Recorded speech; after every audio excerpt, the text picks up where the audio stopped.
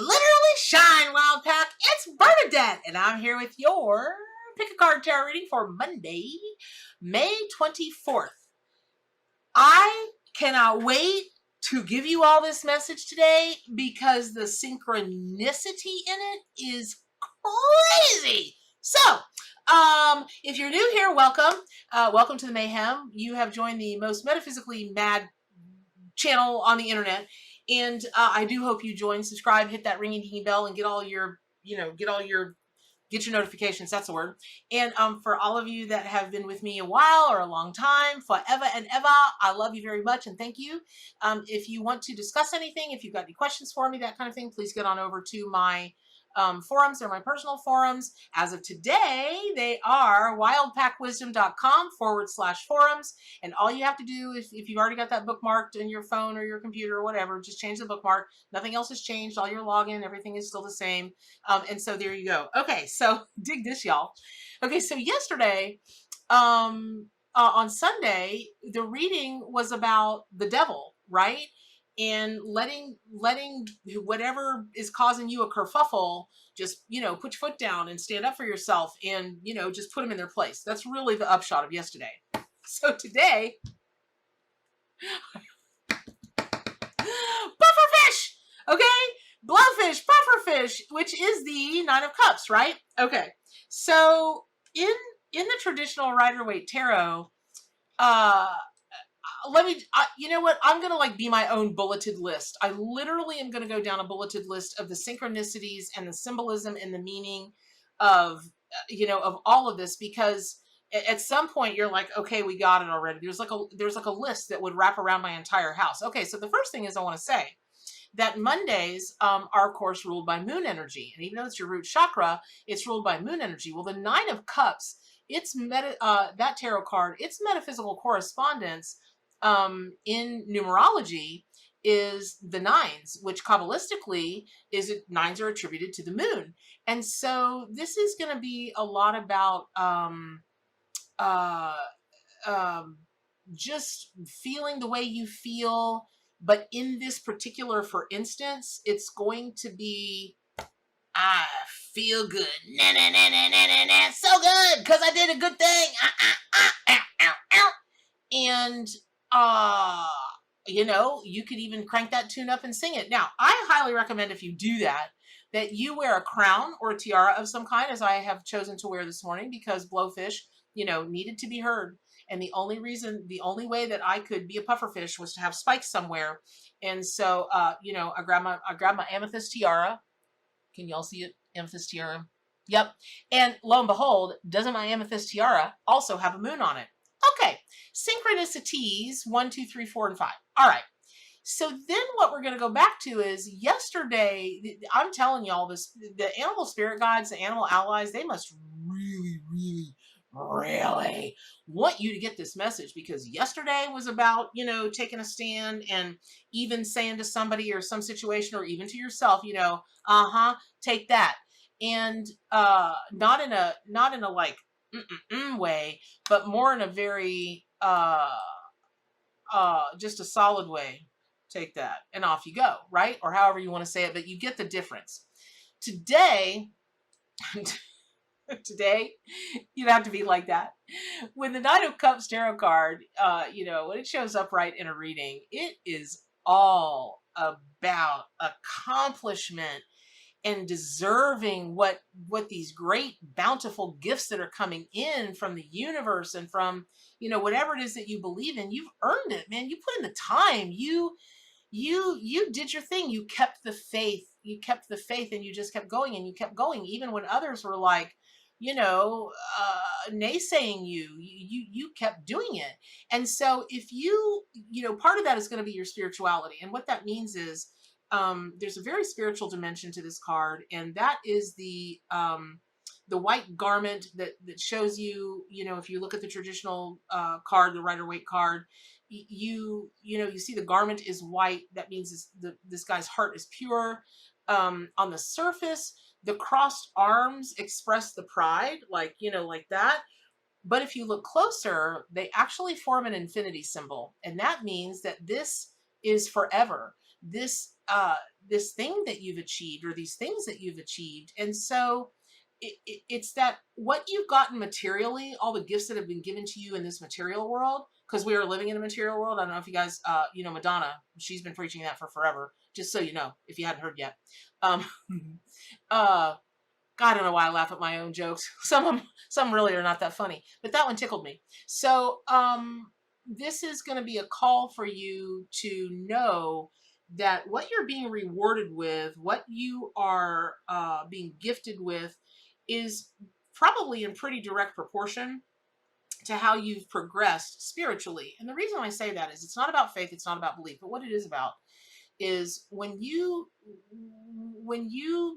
in the metaphysical realm of spirituality, let me just say that when you get to certain places, and I'm not trying to give these places or the awakening process or levels, but kind of there are, right? A good case in point is forgiveness. That's real tough for people. We'll just take that as an example. Forgiveness is tough, man. Whether you're forgiving yourself, whether you're trying to forgive other people, or you just don't even know what you have to forgive, but you know that the anger and the just the rage and the hurt and the whatever, it's only hurt. It's doing you harm, and not the other factions. So all of that said, this is, when you get to a place where you truly can let go of things, right?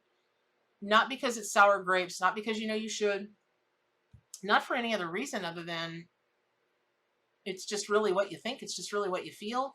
That's a particular kind of evolution in the spiritual ascension process. So with this, whatever you're about to be rewarded with, because you stood your ground yesterday, and then over this coming week or the next couple of weeks, you're going to get rewarded.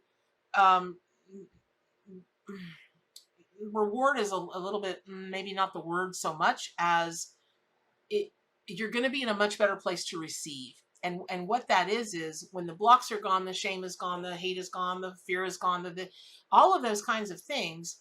And those things do flow out of you, and they do heal, and then they're not there anymore as you kind of go up the spiritual food chain, so to speak. And that means that whatever you're getting in return or allowing into you, let me just say that, allowing into you, because you're going kind of up that spiritual corporate ladder, so to speak. Good for you, and congratulations. And me and the animal allies, we are so proud of you, and we are happy for you. We are thrilled for you.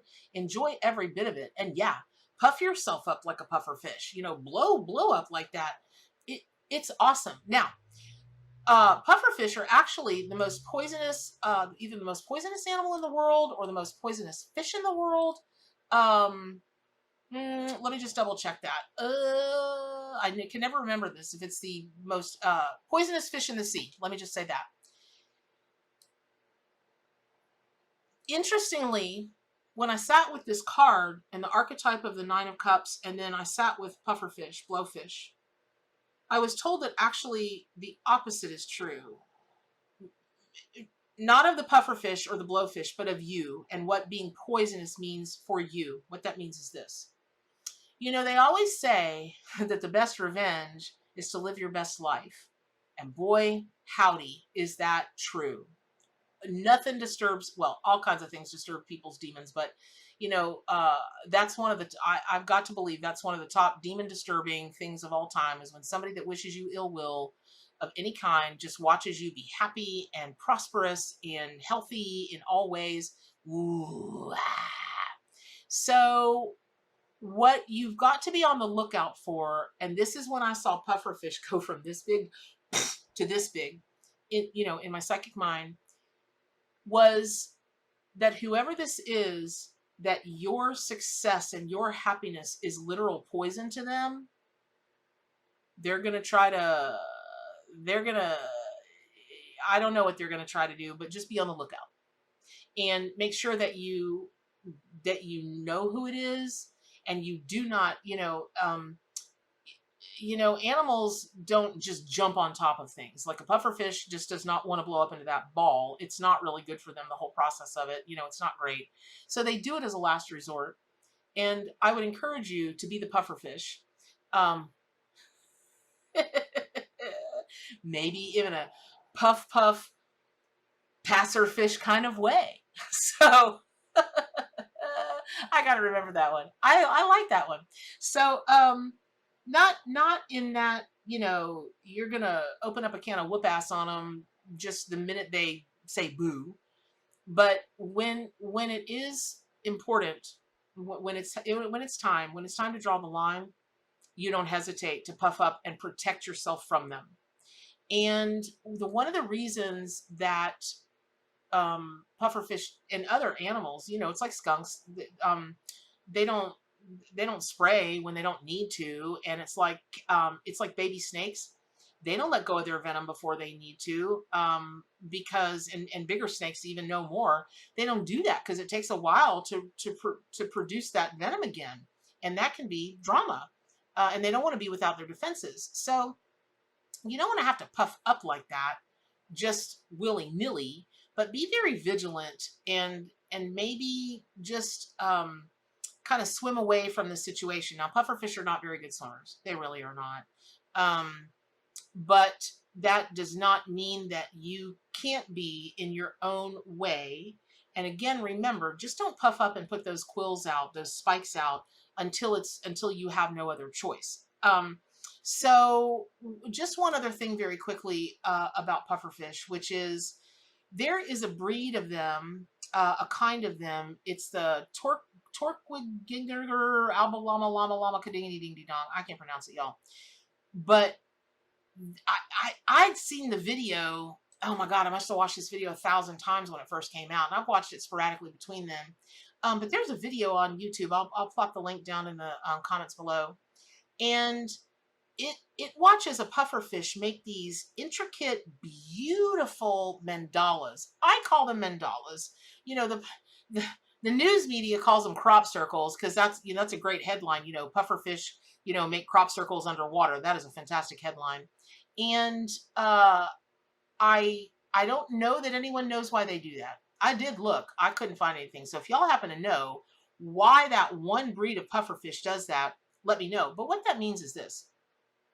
What that means is it can be really helpful to you to create your own mandala sometime this week or next week. Just put it on a to-do list, even if you just sketch it, even if you put it together with clay, you color it, you know, even if you get like a mandala coloring book and you color in the mandalas, there's something very much about the pride and all the gifts that are given, that you've got a mandala to focus your intention and attention so that you travel right through that little portal and hear everything like you need to hear it.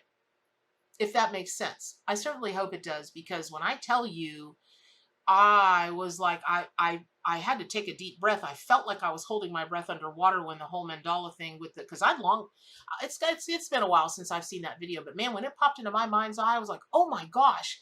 And I stayed there long enough with, you know, at the bottom, you know, of the deep to see that mandala created again. And then I watched the video again, and it's even more beautiful when you watch it again than it was in my mind's eye. And I was like, okay, this is mandala day for the wild pack. So I hope that was helpful. Pick up your copy of the Arc Animal Tarot and Oracle deck, subscribe to my YouTube channel, hit the ringy notification bell so you get all the metaphysical goodness and madness. And as always, one of the most important things, to do good for animals and stay wild.